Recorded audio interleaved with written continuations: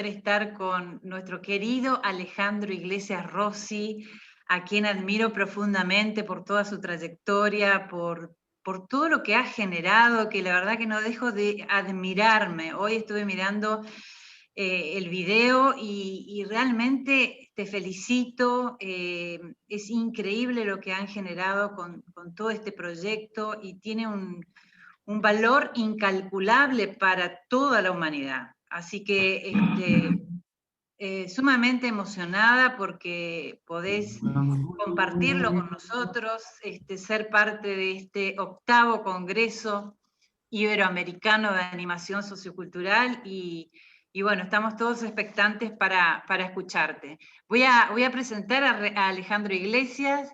La producción de Alejandro Iglesias Rossi refleja un espíritu paradójico. Es un artista que pertenece a su tiempo en cuanto al lenguaje, pero cuya senda de búsqueda se acerca a la vertiente mística medieval, más que a los aires del fin del siglo XX. Fiel a su origen latinoamericano, sus obras ostentan color local en los textos y los materiales sonoros, y su visión apocalíptica se traduce en una tensión de la cual difícilmente el oyente pueda sustraerse. Sumamente bien graficado estas descripciones. Conocer, dice acá un párrafo de Radio France Culture. Conocer a Alejandro Rossi es penetrar en una escritura musical entre la inmensa riqueza de las culturas indígenas de las Américas y los rumbos que proponen las nuevas tecnologías. Iglesias Rossi es un artista profundamente comprometido que practica un arte total del cuerpo y del espíritu entre la memoria y la creación. Totalmente de acuerdo. Es intérprete y director, fundó la Orquesta de Instrumentos Autóctonos y Nuevas Tecnologías de la Universidad Nacional 3 de Febrero. Ha dirigido giras alrededor del mundo, producto de las cuales es su último DVD. Y, por supuesto, ha recibido muchos premios, es educador musical, también dirige la maestría en creación musical, nuevas tecnologías y artes tradicionales, así como la música autóctona clásica y popular de América en la Universidad Nacional 3 de Febrero, y como investigador fundó y dirige el Centro de Etnomusicología y Creación en Artes Tradicionales y de Vanguardia. Y por supuesto que etcétera, etcétera, etcétera, tendríamos que tener más tiempo para poder describirlo, pero para eso prefiero que lo escuchemos y podamos todos enriquecernos con este espacio que él gentilmente nos permite disfrutarlo. Adelante, Alejandro, o adelante, Emilia, que va a ser la que también va a moderar esta conferencia. Muchas gracias, Alba. Gracias por esta invitación. Y en este tiempo que vamos a compartir, les quisiera presentar el modelo artístico académico que hemos desarrollado junto a Susana Ferreres dentro de la Universidad Nacional de 3 de Febrero. Este modelo tiene dos ítems fundamentales. El primero es la recuperación del patrimonio cultural de nuestro continente a través de la recuperación de instrumentos perdidos y otorgando la misma dignidad ontológica a los instrumentos de América que a los instrumentos llegados de Europa y a los desarrollados por la tecnología digital. El otro ítem fundamental es el desarrollo de lo que nosotros denominamos músico integral. Es decir, artistas que aúnen en sí las disciplinas de investigador, compositor, intérprete, luthier, constructor de instrumentos, tecnólogo y docente también. Desde el punto de vista histórico, el proyecto comienza en el año 2004 con la creación del Centro de Etnomusicología y Creación en Artes Tradicionales de Vanguardia, a la cual pertenece la orquesta que mencionó Alba. Posteriormente se crea la maestría y finalmente la licenciatura en Música Autóctona Clásica y Popular de América.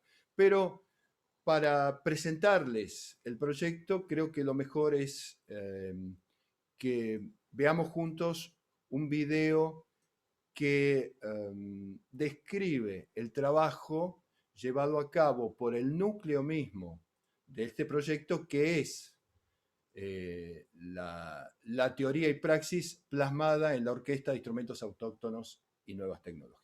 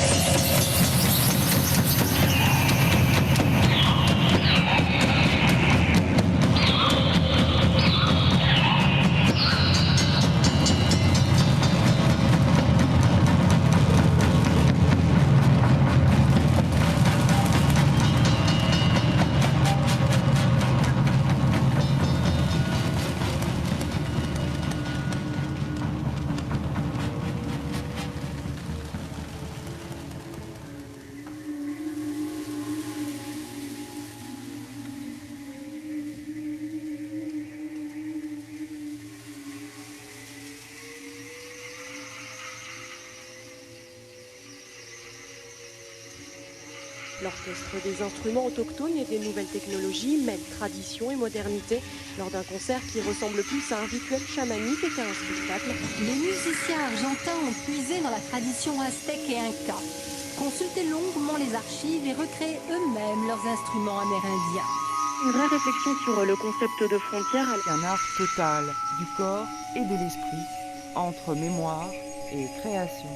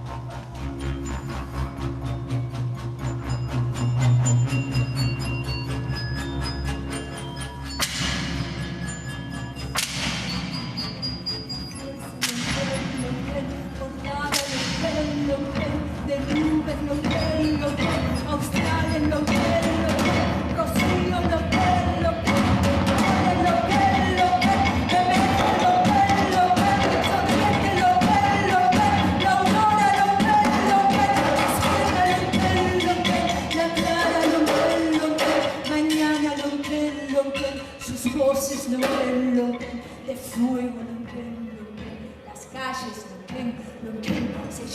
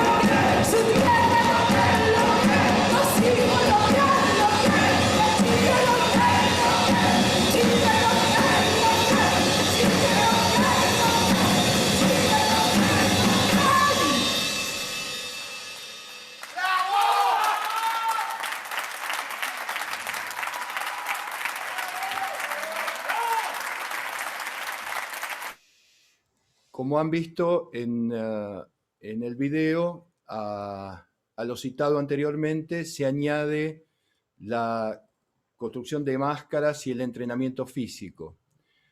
La lógica que nosotros desarrollamos dentro de este núcleo del proyecto, que es la orquesta, es la de dejar de lado las compartimentaciones en relación a la música heredada fundamentalmente de la Revolución Industrial. Hoy tenemos el hecho que el compositor no es intérprete, el intérprete no es compositor, el constructor de instrumentos no compone ni interpreta, y asimismo nadie espera de un intérprete que él haga su mismo instrumento, sino que lo encarga un luthier o lo compra en una casa de música.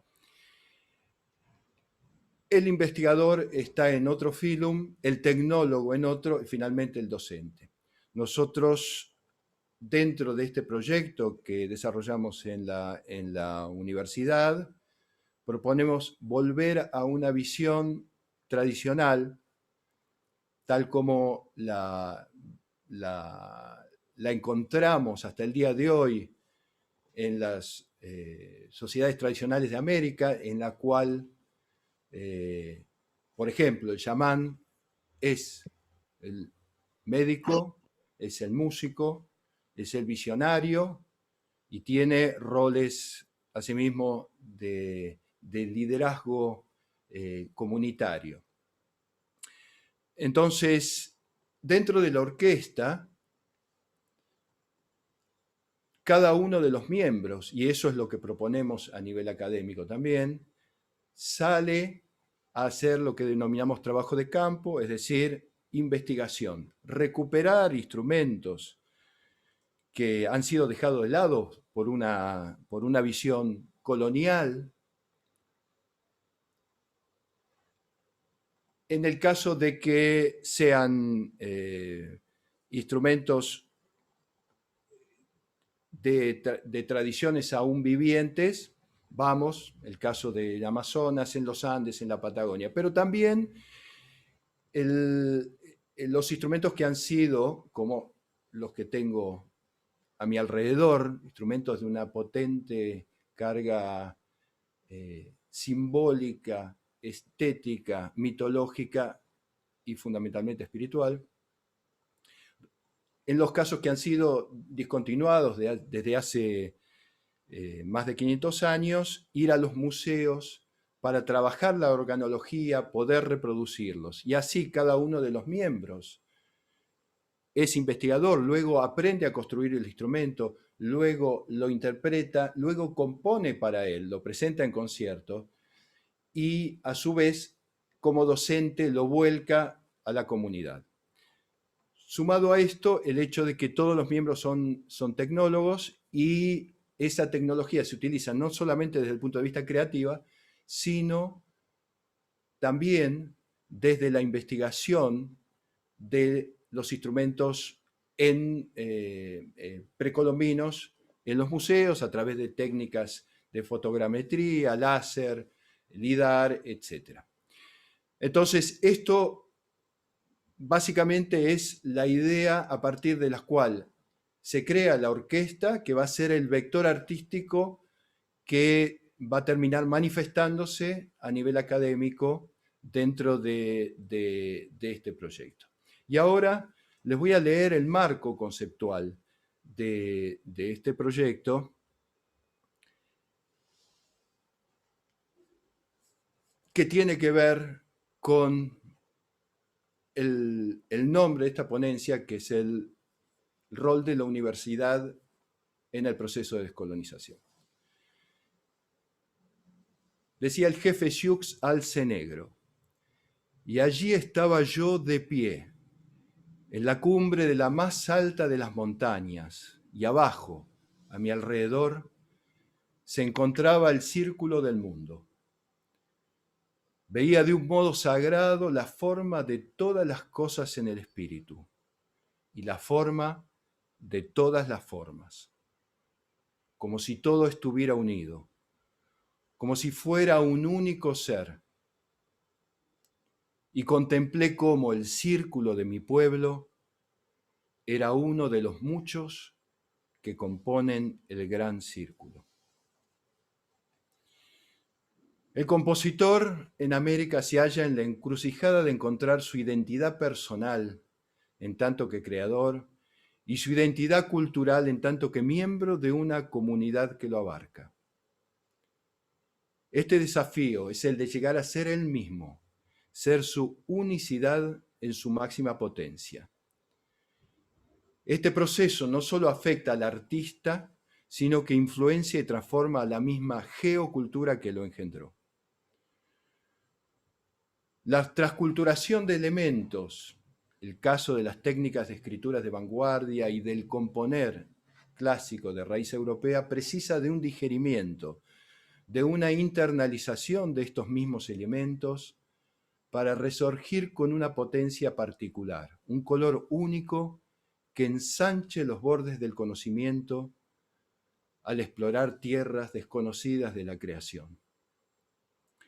Este desafío no se plantea únicamente desde un punto de vista individual y cultural, sino también desde lo instrumental y operativo, es decir, desde la elección de la técnica y fundamentalmente de los medios, las herramientas que empleará el creador despojado de cualquier a priori, cualquier prejuicio que lo inhiba en su capacidad visionaria.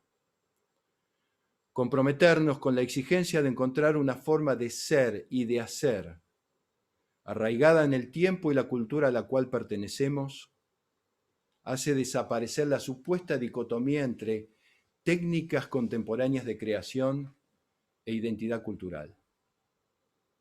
Encontrar ese camino, aceptar ese desafío, abre a un espacio de libertad insospechado.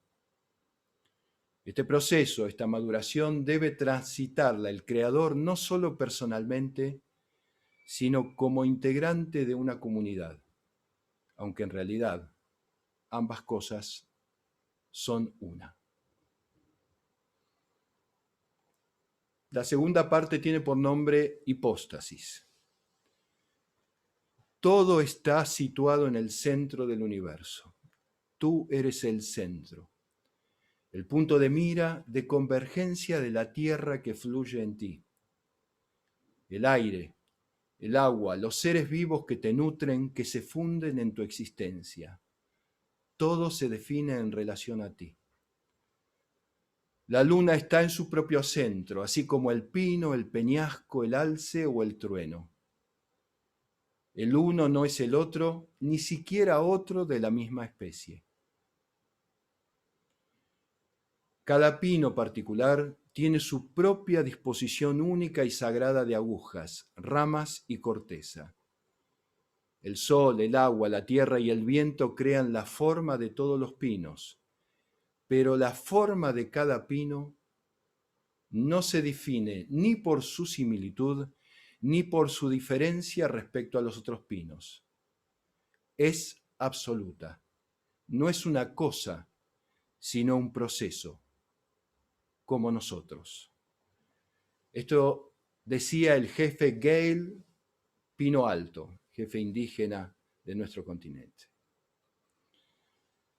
Para nosotros, americanos, la única posibilidad de estar al mismo tiempo abiertos a lo mejor que nos ofrece la modernidad y enraizados en nuestra cultura es encontrar aquello que la antigua teología cristiana denominó hipóstasis.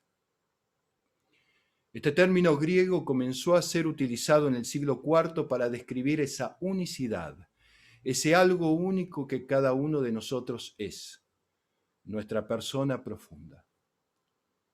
A diferencia del concepto teológico de naturaleza humana, o sea, aquello que todos nosotros como seres humanos compartimos, todos tenemos 2 piernas, 2 ojos, una psiquis, etc., la hipóstasis es indefinible racionalmente.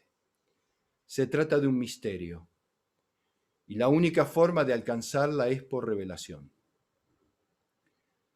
Es el nombre nuevo del que habla el libro del Apocalipsis cuando dice: al vencedor le daré maná escondido, y le daré también una piedrecita blanca, y grabado en la piedrecita un nombre nuevo que nadie conoce sino el que lo recibe. Para dejar de ser hipóstasis potenciales y convertirnos en la plenitud de nuestra persona, en ese nombre nuevo, debemos atravesar un proceso de desvelamiento, de despojamiento de todos los personajes que creemos ser nosotros y por los cuales sufrimos, ya que a pesar de todo sabemos que esos personajes, esos condicionamientos, no somos nosotros mismos. Así como no se puede hablar de la hipóstasis fuera de un contexto ascético, místico y escatológico, el componer tampoco puede ser pensado fuera de esos 3 contextos. Cada una de nuestras creaciones debe ser un acercamiento a nuestro yo verdadero. Dicho de una forma operativa, si al terminar una obra sentimos que no hubo nada que se transformó en nosotros, si no hubo una metanoia de nuestro ser, ésta se compuso en estado de ausencia espiritual, por tanto, sin valor transformante, y más vale olvidarla. Las obras verdaderas son aquellas que nos llevan constantemente hacia territorios desconocidos, constantemente al borde del abismo. Y paradójicamente, el coraje de afrontar el abismo no lo logramos antes de tirarnos a él, sino durante la caída misma. Es en la praxis y no en una teoría en la que ocurre la progresiva iluminación de las potencialidades personales. Y esto es algo fundamental. Nuestra persona se aprehende existencialmente a través de la experiencia espiritual. Componer es un desvelamiento hacia nuestro ser y el creador debe tenerlo constantemente en cuenta.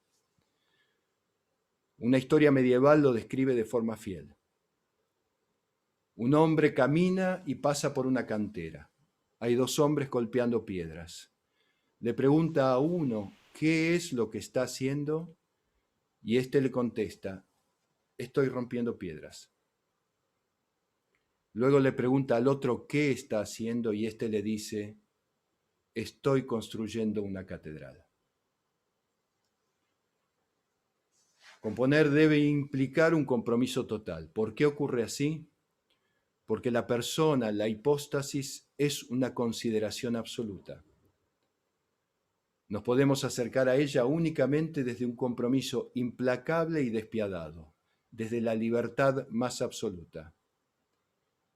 Nuestra hipóstasis profunda es radicalmente libre y cuando la verdadera persona aflora, conlleva en ella la aparición de un, como decía antes, espacio de libertad insospechado. Solo si el creador está comprometido clara y absolutamente con la búsqueda de su yo profundo, su vocación espiritual plasmada en el crear, en tanto que vocación total, es que puede asimilar de forma radicalmente libre cualquier material que desee y procesarlo personalmente, brindando una síntesis única. El gran compositor brasileño Heitor Villa-Lobos lo había querido sintetizar en los años 50 del siglo pasado con una boutade, que es una broma que no tiene nada de broma. Cuando ante una pregunta de un periodista sobre qué es el folclore, le respondió: el folclore soy yo. Ampliando este concepto, diría que yo soy el producto de mi tierra.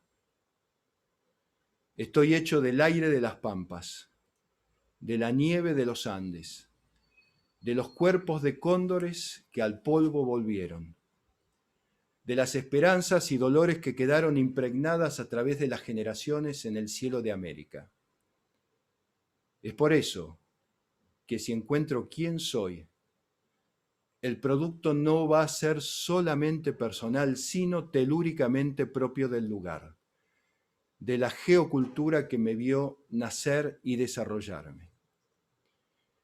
Y de la misma forma que la ciencia moderna sabe hoy que el aleteo de una mariposa en el Amazonas puede terminar generando un ciclón en el Japón, así yo también soy el producto de los sueños y dolores de las almas que habitaron a través de las generaciones este extraño planeta, del color de las arenas del Sahara y de los pedregullos de la última aldea olvidada de la tierra.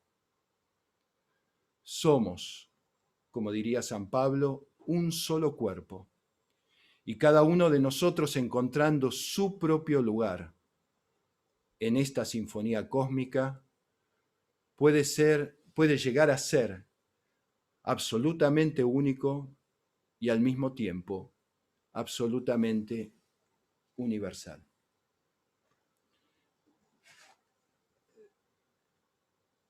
Voy a presentarles un pequeño video de un trabajo que justamente hemos hecho uniendo la tradición de América, los instrumentos de América, la búsqueda que lleva a cabo este proyecto a través de la orquesta desde el punto de vista artístico, con la Orquesta Sinfónica Nacional de Eslovenia, en la cual los miembros de la orquesta han compuesto un programa aunando las sonoridades de la orquesta tradicional occidental y las sonoridades de nuestros instrumentos, los instrumentos que nos legaron los intelectuales precolombinos. Esto para nosotros es fundamental porque cualquier tipo de dicotomía está hecha para dominar. Y ahí donde se utiliza el esto o esto, nosotros decimos que es esto y esto. Por tanto, esta cohabitación de los instrumentos y de la visión que transpiran los instrumentos de nuestro continente es absolutamente compatible con la búsqueda de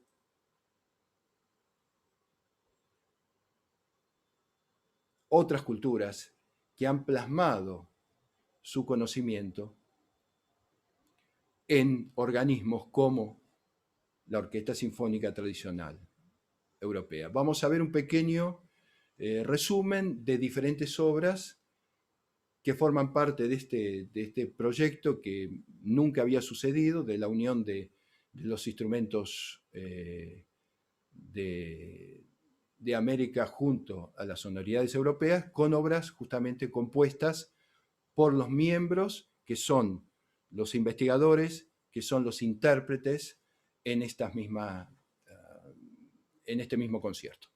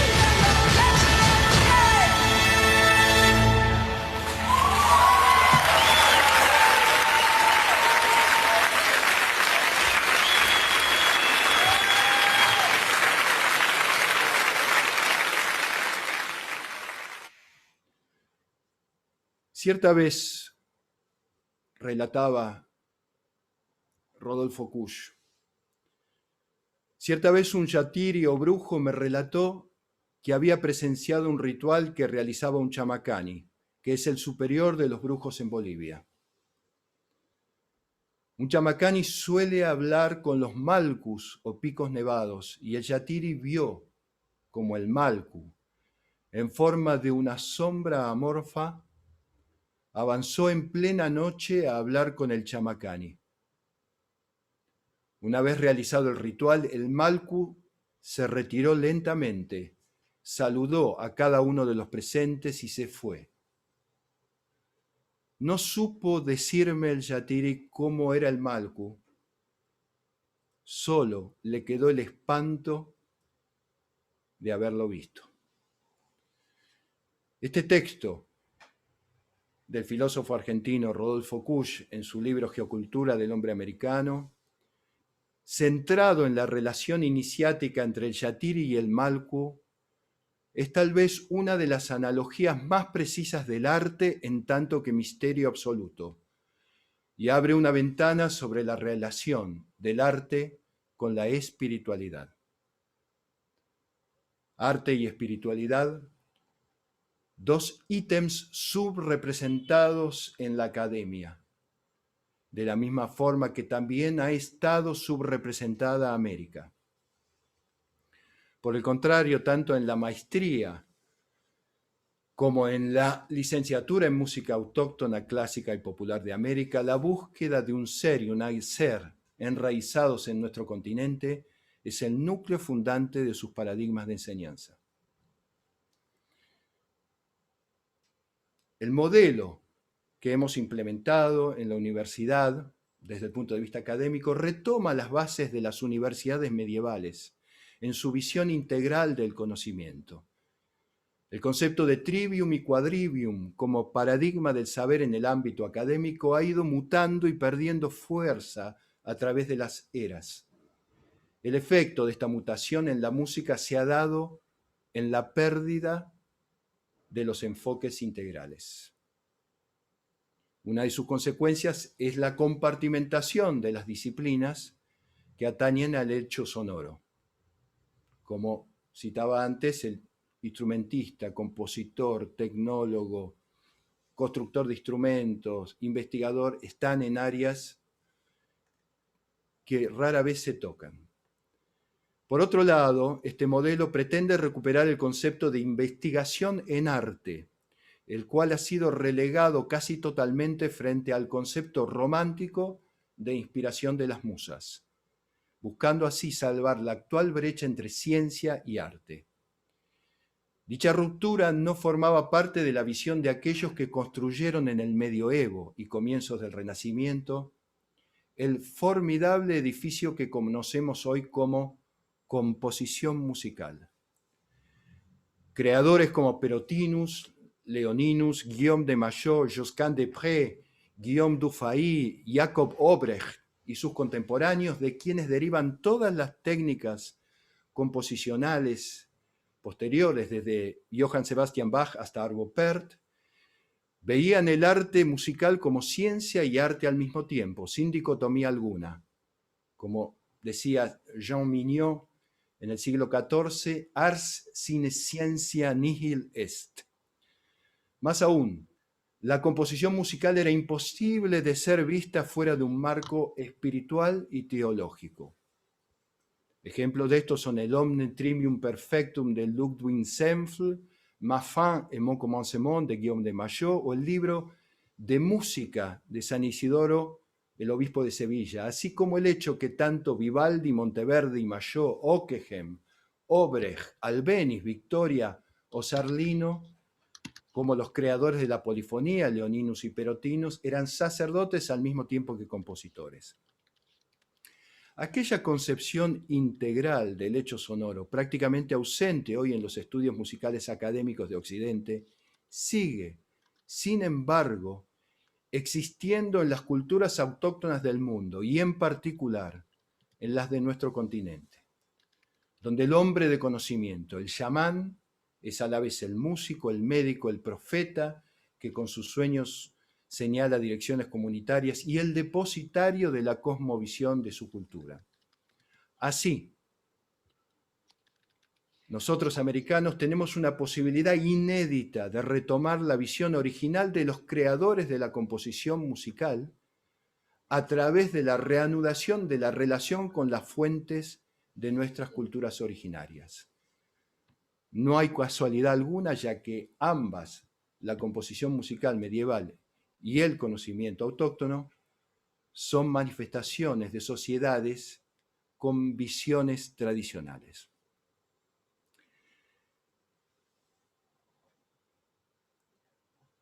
Cuando digo tradicional,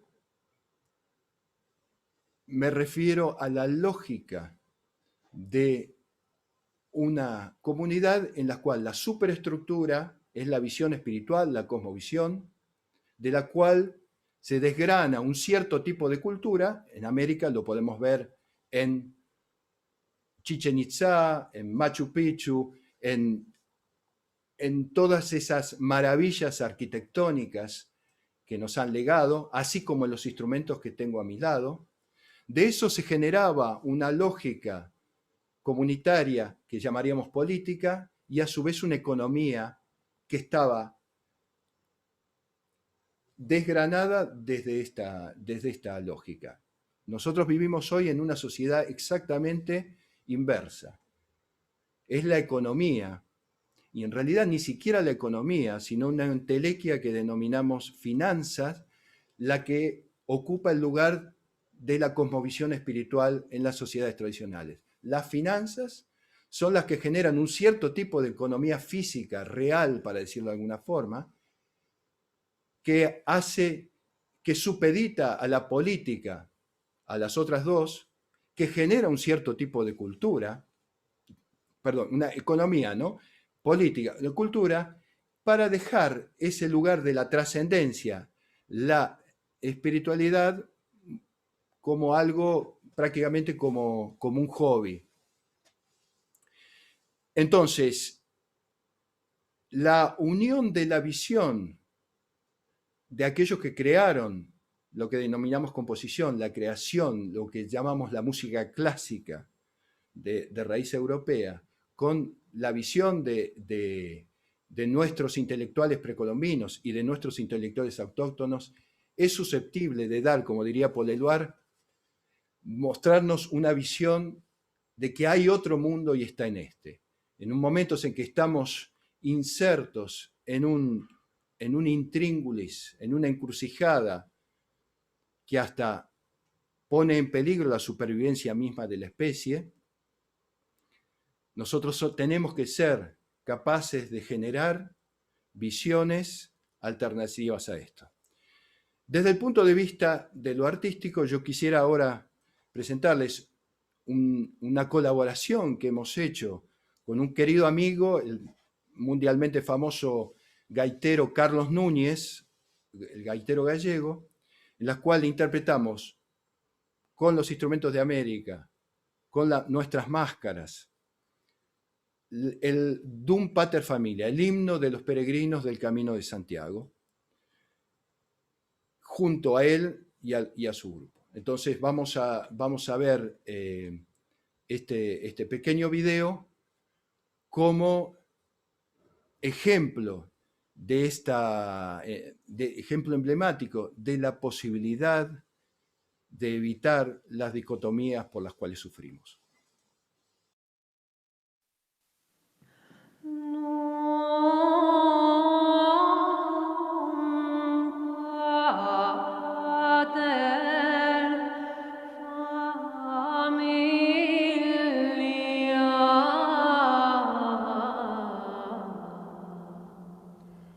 Rex universorum.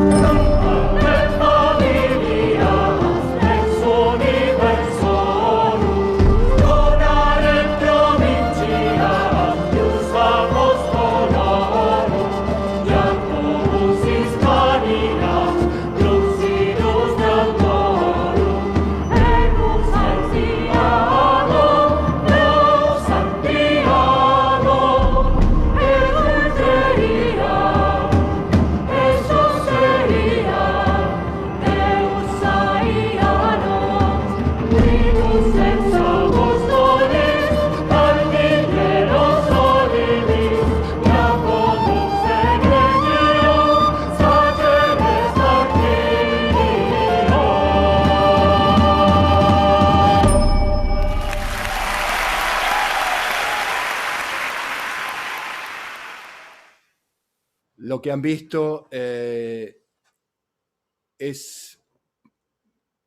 brevemente muestra otro vector del trabajo de la orquesta, que no solamente recupera los instrumentos de nuestro continente, sino los instrumentos dejados de lado en Europa.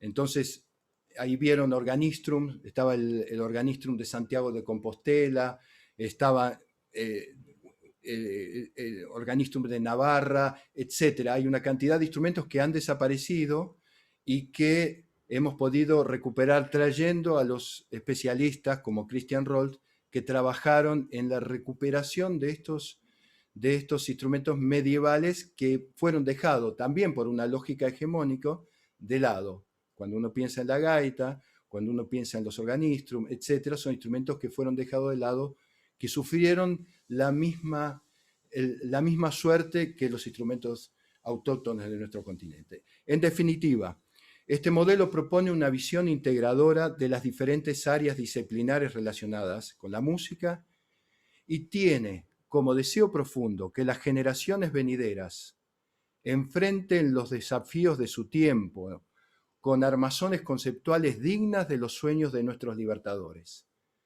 quienes creyeron que América es capaz de ser original, que, como decía Simón Rodríguez, el maestro y compañero de Simón Bolívar, o inventamos o estamos perdidos. Y su texto, al fin de su vida, rezaba: ve hacia la Europa como inventa y ve hacia la América como imita. América no debe imitar servilmente, sino ser original. ¿Y dónde vamos a buscar modelos? Somos independientes, pero no libres.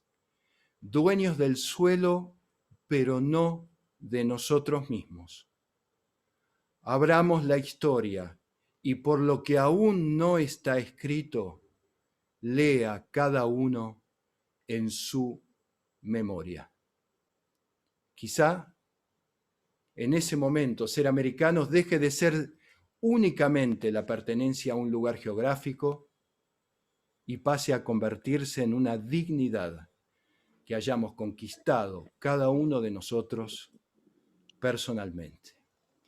Y para cerrar esta ponencia, quiero compartirles una obra de un amigo muy querido, el maestro Leo Brouwer, quizá uno de los últimos mitos vivientes de la música, que también fue el maestro de Silvio Rodríguez, de Pablo Milanés, de la nueva trova cubana. Y hace algunos años, cuando fuimos a Cuba, invitados para su cumpleaños 75, quedamos en que nuestra orquesta iba a reorquestar para instrumentos de nuestro continente quizá la que es la obra más famosa de él, que es la Danza del Altiplano, que la escribió originalmente para guitarra sola. Así que esto, para cerrar, es un homenaje a un amigo querido, a una figura emblemática de nuestro continente que ha sido capaz de ser investigador, compositor, intérprete, baluarte de su cultura, un tesoro viviente de nuestro continente, y que la interpretamos en el Valle Sagrado de Cusco junto a los solistas de nuestra orquesta.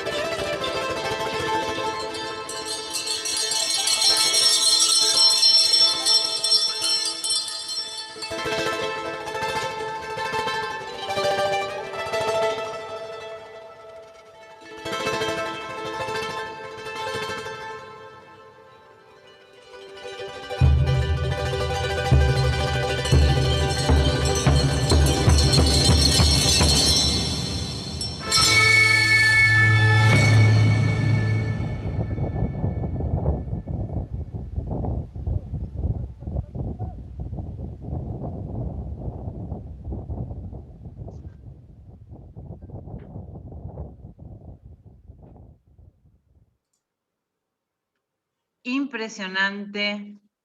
Un aplauso grande. ¿Cómo resuena? ¿Cómo resuena? Yo no sé si a todos los espectadores le ha pasado como a mí, pero yo lo siento en la piel y hay una resonancia de todo esto que escuchamos que tiene que ver con nuestra propia historia. Quizás aquellos que estamos en el arte o en la música o no sé, o hay una sensibilidad por ahí un poco más desarrollada, pero yo desde que los vi hoy a las 11 y vuelvo a ver esto, es impresionante. La verdad que felicitaciones, muchísimas gracias Alejandro de corazón. Yo creo que, como lo puse en el chat, es un aporte muy grande a la animación sociocultural. Esto es una construcción. Nosotros tenemos que recibir los aportes de las distintas disciplinas para tratar de trabajar lo mejor la inclusión social, la transformación social, la descolonización, y lo que ustedes hicieron y nos transmitieron son aportes riquísimos, porque esos sonidos están en nuestros genes, en nuestra propia historia, y cuando habilitamos espacios para trabajar la música, el sonido, estamos trabajando la cultura, estamos trabajando los sentimientos, lo espiritual.